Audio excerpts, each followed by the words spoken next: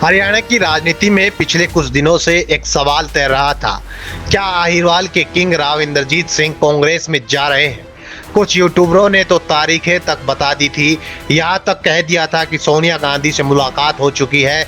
लेकिन अचानक राव इंद्रजीत ने एक ऐसा कदम उठाया जिसने इन सारी अफवाहों पर फुल स्टॉप लगा दिया। उन्होंने 3 यूट्यूबरों पर बाकायदा एफआईआर दर्ज करा दी है। तो क्या ये एफआईआर सिर्फ कुछ अफवाह फैलाने वालों के खिलाफ है या इसके पीछे कोई गहरा सियासी संदेश छिपा है? क्या राव इंद्रजीत वाकई में ही कहीं नहीं जा रहे, और अगर नहीं तो उनकी नाराजगी का मतलब क्या है? आज हम इसी राजनीतिक पहेली के हर तार को खोलेंगे और समझेंगे कि राव इंद्रजीत के दिल में और दिमाग में आखिर क्या चल रहा है। सबसे पहले उस बड़े सवाल का जवाब तलाशते हैं जो एफआईआर के बाद और भी बड़ा हो गया है। क्या सच में राव इंद्रजीत कांग्रेस में जा सकते हैं? ऊपर से देखें तो कई कारण हाँ कहते हैं। उनकी राजनीतिक जड़ें कांग्रेस की है, पिता कांग्रेस के मुख्यमंत्री रहे और सबसे बड़ी बात, बीजेपी में मुख्यमंत्री बनने की उनकी महत्वाकांक्षा कभी पूरी नहीं हुई। उन्हें हमेशा दिल्ली में रखा गया, हरियाणा की कमान नहीं दी गई। तो क्या कांग्रेस उन्हें डिप्टी सीएम का पद देकर अपने पाले में कर सकती है? लेकिन यही कहानी में सबसे बड़ा ट्विस्ट आता है और उस ट्विस्ट का नाम है भूपेंद्र सिंह हुड्डा।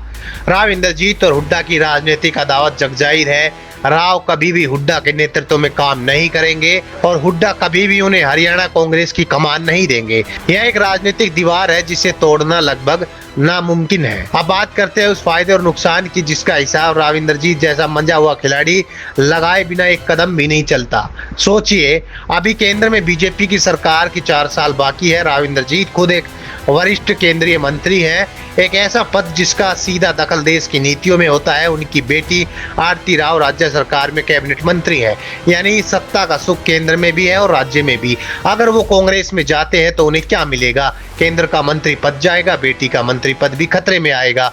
और बदले में कांग्रेस उन्हें क्या दे सकती है? सिर्फ एक वादा, एक ऐसा वादा जिस पर हुड्डा फैक्टर का ग्रहण लगा हुआ है। क्या कोई इतना बड़ा राजनेता सिर्फ एक अनिश्चित वादे के लिए हाथ में आई सत्ता को लात मारेगा? इसका जवाब है बिल्कुल नहीं। तो फिर सवाल उठता है कि ये नाराजगी क्यों, ये बागी तेवर क्यों और एफआईआर क्यों? इसे समझिए, राव इंद्रजीत की नाराजगी बीजेपी छोड़ने के लिए नहीं बल्कि बीजेपी के अंदर अपना वजन बढ़ाने के लिए है। वो जानते हैं कि दक्षिण हरियाणा में उनके बिना बीजेपी कमजोर है, इसलिए वो समय समय पर अपनी ताकत का एहसास कराते हैं ताकि उनके समर्थकों को टिकट और संगठन में सही जगह मिले, दक्षिण हरियाणा के विकास कार्यों में कोई कमी न आए और आलाकमान को यह संदेश जाए कि उन्हें हल्के में नहीं लिया जा सकता। यूट्यूबरों पर एफआईआर इसी रणनीति का हिस्सा है। इस एक कदम से उन्होंने 3 निशाने साधे। पहला, कांग्रेस में जाने की अफवाहों को खत्म किया। दूसरा, बीजेपी आलाकमान को अपनी वफादारी का यकीन दिलाया। और तीसरा, ये साबित किया कि वो ब्लैकमेल नहीं कर रहे बल्कि अपने ही घर में अपना हक मांग रहे हैं। तो सार ये है कि राव इंद्रजीत की नैया फिलहाल बीजेपी के किनारे पर ही सुरक्षित है। वो कांग्रेस के समुद्र में उतरने का जोखिम कतई नहीं उठाएंगे। उनकी लड़ाई पार्टी बदलने की नहीं बल्कि पार्टी के भीतर अपना राज कायम रखने की है। और एफआईआर का ये दाव इसी राजनीति का एक बेहद सोचा समझा हिस्सा है।